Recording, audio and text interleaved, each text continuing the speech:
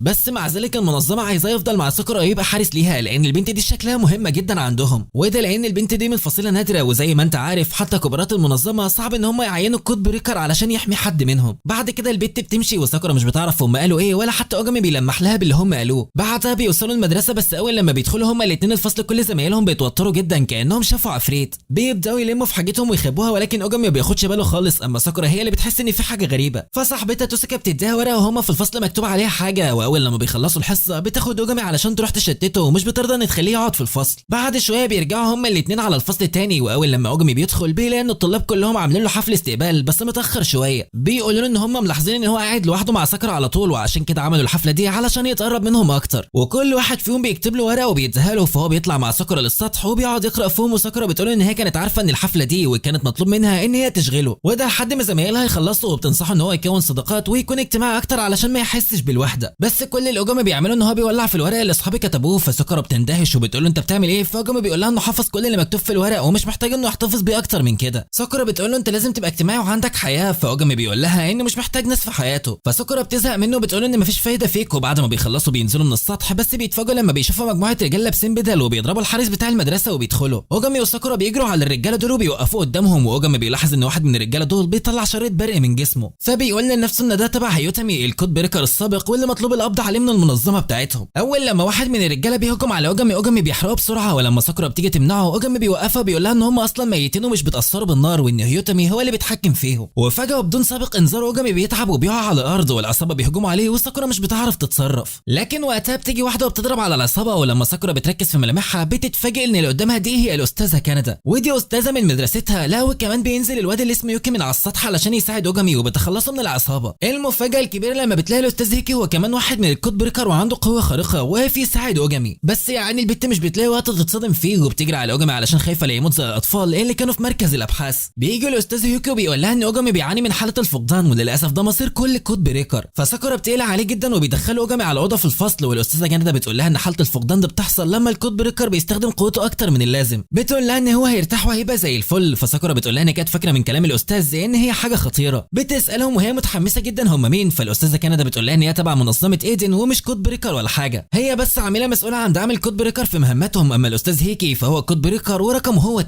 والواد اللي شعره احمر هو يوكي ورقمه 3 هو صحيح كود بريكر بس هو غريب قوي. ساكورا بتتحمس وبتسالهم على اوجامي فبيقول لها ان هو كود بريكر رقمه 6 بس اضعف واحد فيهم، فساكورا بتضحك عليه بتقول يعني هو كان عامل فيها ولد شرير وجامد وفي الاخر طلع الاضعف، وبتكمل وبتقول لهم انا كده عرفتكم كلكم ناقص اتعرف على رقم 1 و5. فهيكي بيقول بيقول لها ان هي اكيد قابلت رقم 5 لانها البنت اللي طلبت من اوجامي ان هي تتكلم معاه على انفراد. بس لما بتيجي سيره رقم 1 مش بيرضوا ان هم يحكوا لها حاجه عنه وبيبصوا لبعض وبيغيروا الموضوع وبيقعدوا يفكروا هيودي اوجامي فين لحد ما يخف علشان يخف ان العصابه تهجم تاني. فبتقترح عليهم ساكورا ان هم يودوه لبيتها، فبيقولوا لها ان ده ممكن يكون خطر عليها وعلى اهلها، فبتضحك من قلبها على كلامه وبتقول لهم انتوا بس ما تعرفوش اهلي يبقوا مين. واول لما بيوصلوها على بيتها بيتصدموا لما بيشوفوا ان هي من عشيره اليازاكي لان دي واحده من اقوى العائلات في اليابان. بيدخلوا البيت ومامتها بترحب بيهم وبتقول لهم ان في واحد صاحبهم جه قبلهم ومستنيهم جوه في الاوضه. اول لما بيدخلوا مش بيلاقوا حد موجود، ولكن يوكي بيفتح الدولاب وبيطلع عيل صغير من جوه قاعد عمال يصرخ علشان يوكي ينزله. ولما بيركزوا شويه بيتاكدوا ان ده توكا، فساكورا بتتخض وبتسالهم ايه اللي حصل، فبيقولوا لها ان دي حاله الفقدان لما بتحصل لتوكا بتخلي حجمه يقل شويه. بيقولوا لها ان هو هيرجع لطبيعته تاني، فبتطمن وبتقول لهم يجهزوا علشان يروحوا يتغدوا سوا. ساعتها بيقضوا وقت لطيف جدا كلهم واوجامي بيفضل نايم، وبعد الاكل هيكي بيخرج هو وتوكو بيكون مستغرب لان هيوتمي لما بعت رجالته كان قصده يخطف ساكورا، ومش بس كده ده كان عايز يخطف اوجامي معاها، وبكده يكون عارف ان ساكورا منفصله نادره وعايزها، بس الغريب انه قرر يخطف ساكورا واوجامي مع بعض. تاني يوم اوجامي بيصحى وكاندا بتقول ان هم اتاكدوا ان العصابه بتاعت امبارح دي كانت تبع هيوتمي الكود بريكر رقم 1 وانهم لازم يوقفوه. بس ساعتها بيحصل انفجار جامد قدام البيت، ولما بيخرجوا بيشوفوا اللي بيحصل وبيتفاجئوا